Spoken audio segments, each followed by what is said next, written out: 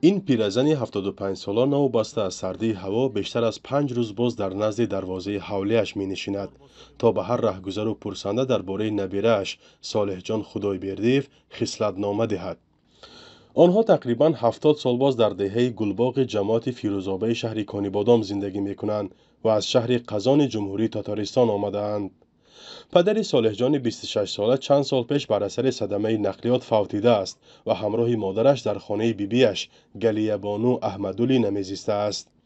روزی سبت این نوار مادرش در خانه نبود و بیبیش درباره کسب و کار نبیره‌اش چنین نقل کرد: کمتر به بوکس مشغول شده بعد به گروه دوربوسیون همراه شد. باره به دهمان دوربوسیون آمدند و از بس که نبیره من به قوت بود او را به گروهشان همراه کردند. او از آن کارش پول زیاد به دست نمی آورد و به خوردن و پوشیدنش نمی رسید. بعد به شهر رفته کار می کرد. یک بار به روسیه هم رفته اومد. حالا بیشتر با کار صحرا مشغول می شد.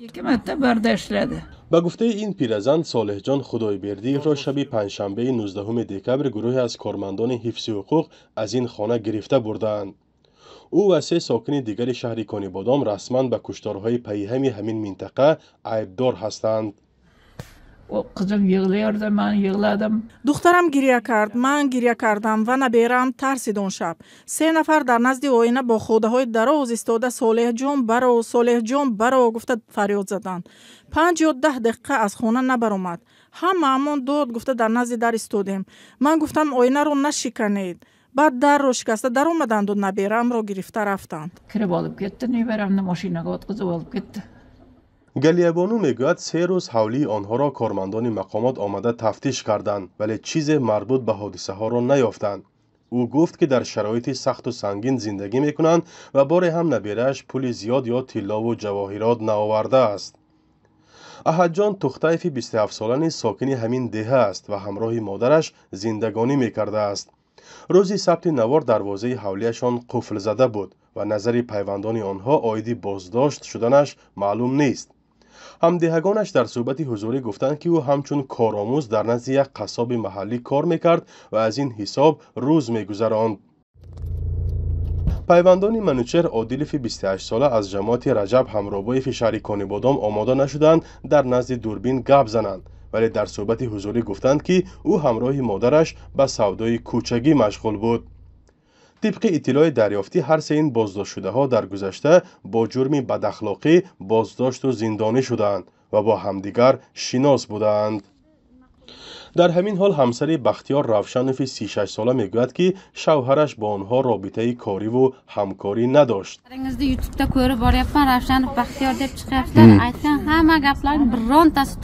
همه گپ‌هایی که درباره روشنوف بختیار گفته ایستادند نادرست است. صالح جان نسبت شوهر من چی نشان داده است من نمیدونم، اما شوهرم به این کارها همراه نبود. من با باوری 100% میگویم. بعد این حادثه ها بار هر دویمون برای چوروارانی به صحرا رفتیم و دیدیم که در یک طرف کاغذ ها هست. من به او گفتم اگر همه این کاغذ ها پول باشد شما چی کار میکردید؟ وی گفت من اونها را گرفته به یتیم خانه میدادم. مگر آدمی که همین خیل دل و نیت دارد آیا از دستش چنین کارها می آید؟ بختیار روشنوف پسرخاله صالح جان خدایبردیو بوده است. به گفته پیوندانش کسب بختیار کفشرگری بوده، پیشتر در مهاجرت کاری کشور روسیه هم قرار داشته است، اما چند سال آخر در ساختمان‌های محلی کار می‌کرده است. بختیار روشنوف همراه همسر و فرزندان و پدر و مادرش در دهه سنجیزار همین شهر زندگی می‌کنند. در حالی که معلوم نیست مقامات مخصوصاً به کدام کشتارها این فرد را عیبدار می‌دانند، بعد کشتار 2 عائله در این دهه اول تابستان امسال او را نیز 5 روز بازداشت و سپس رها کردند. دیگر پیوندانش نیز به بیگناهی او اصرار می‌ورزند و میگویند در شب حادثه‌های اخیر کشتارهای پرسر و صدا نیز با هم در یک حولی بودند. ما بچه نقض بود. من اینجا هم ما یک جا کلان شدگی ما. من این پایین بالا خانه ما. این کار نمیکند. من 100% باوریم های. این نمیکند کجا. همون کند هم قسال است همینجا ما وای میشدیم. برام نمیبرختیم اقشلاق. برادر پیش میکرد برای گفته این کار این نمیکند. همین شب و دویم آیله مردگی روز من خواننده بودم در آمده رفتم دیدم امکم پسرش خواننده 4 بچه کشیدگی بود چون امکم گفتم اما که مایم همون یاچه خوریم در آمده گویم میلش گفته اینها 4 بچه که این خانه خواه رفتن من مادرم جانم در آمده خواه رفتیم. بازداشت 4 گمانبری نو در حال است که ماه نوامبر امسال دادگاه عالی مراد ستارف 43 ساله را به کشتار عائله احمدوفا و ابراهیموفا در دهه سنجیدزار عیبدار دانست و به حبس ابد محکوم کرد. مادر مراد ستارف میگوید او 1 سال اخیر به حیث پاسبان در مکتب دهه کار میکرد و یگانه نانآور خانه بود.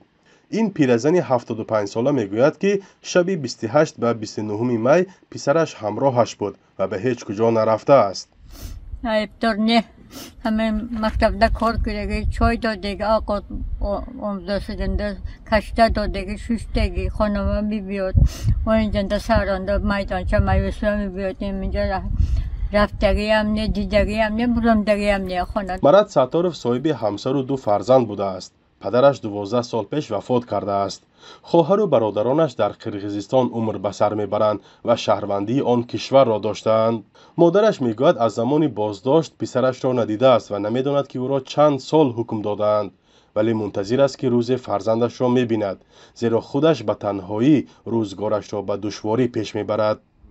یک تا کوچیک خودم ماندم اینجا. تیکره همه دکمت نیست، اقل کارتماتیت من پول مگرم من 5 سال مخایا گرفتگیم نیالی. کی نگاه میکند من جیرم بمیرم خودش که تو خودش زندگی وزمین. دادستانی کل تاجیکستان روز 21 دکبر خبر داد که جنایت‌های وابسته به کشتارهای کانیبادام کشاده شد و در این زمینه 4 گمانبر دستگیر شده است. در خبرنامه دادستانی کل تاجیکستان مشخصاً گفته نشده است که منظور کدام نوع کشتارها می باشد، ولی به حساب مطبوعات از ماه مارس تا دکبر در کانیبادام دست کم 7 کشتار اعضای عائله ها رخ داده است که در نتیجه 25 نفر کشته شدند. در هر یکی این کشتارها از 2 بیشتر عضو یک عائله به هلاکت رسیدند. تنها در 1 ماه اخیر در این منطقه ولایت سوق دست کم 10 عضو 3 عائله در شرایط مرموز کشته شدند. دادستانی کل از این بیش جزئیات نمی‌دهد. تنها تاکید شده است که فعالیت گروه فوری تفتیشاتی تحت نظارت رهبریت عالی مملکت قرار داشته تفتیشات ادامه دارد. پیشتر مقامات تاجیکستان گفته بودند که در پیوند به کشتارهای پیشینه در کانیبادام 2 نفر را دستگیر و زندانی کردند، ولی نزدیکانشان آنها را بیگناه دانستند و معلوم نیست تا کجا آن نفران با دستگیر شده های اخیر ربطی دارند یا نه. این بازداشت و زندانی شدن برخی از گمانبران در حالی است که هنوز هم ساکنان شهر کانیبادام آرامی مطلق را احساس نمی کنند. شبها گلخن می افروزند، در کوچه ها نوبتداری می کنند و خانه و در و عائلهشان را از هر گونه حادثه های مدهش محافظت می نمایند. فرزان محمدی، رادیو آزادی، شهر کانیبادام.